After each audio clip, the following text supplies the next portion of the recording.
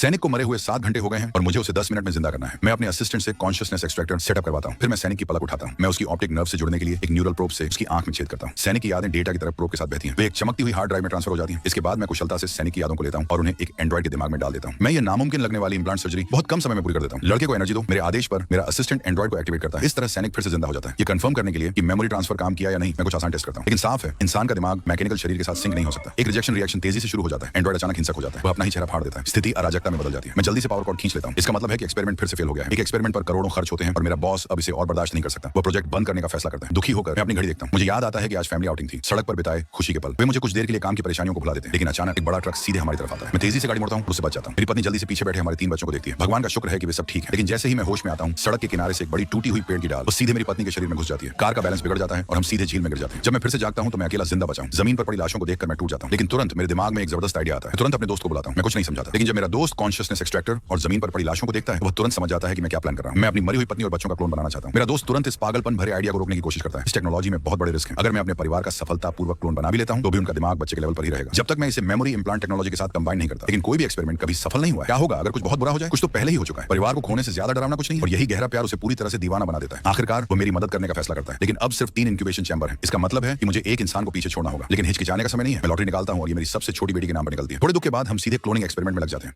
17 दिनों से ज्यादा। अगर एक भी कंपाउंड वैल्यू गलत हुई तो क्लोन म्यूटेट हो जाएंगे। इस दौरान मैं सीधे अंडरग्राउंड लैब में रहता हूं, जबकि मेरा दोस्त कवर के तौर पर काम कर जाता है। शुरुआती स्टेज आसानी से निकल जाते हैं। क्लोन धीरे धीरे इंसानी रूप लेने लगते हैं। लेकिन 4 जिंदा लोग 10 दिनों से ज्यादा समय से गायब। हमारे आसपास के लोगों को जरूर कुछ गड़बड़ लगेगी।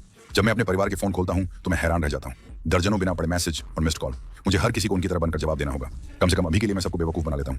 क्लोन की पूरी तरह बनने में 1 दिन बचा है। लेकिन मेमोरी इम्प्लांट सिमुलेशन टेस्ट वे फेल होते रहते हैं। इससे भी बुरा क्या है, अगर मैं आज क्लोन को चैम्बर से बाहर नहीं निकालता, वे कैटलिस्ट की पहले से तय दर से बढ़ेंगे और जल्दी ही बूढ़े होकर मर जाएंगे। सब सोचने के बाद मैं सिर्फ अपने परिवार को पहले बाहर निकालने का फैसला कर सकता हूं और मेमोरी इम्प्लांट की समस्या बाद में सुलझाऊंगा या चैम्बर के दरवाजे खोलने से 1 सेकंड पहले। कोई नहीं जानता कि अंदर ये चीजें असल में क्या बन गई हैं।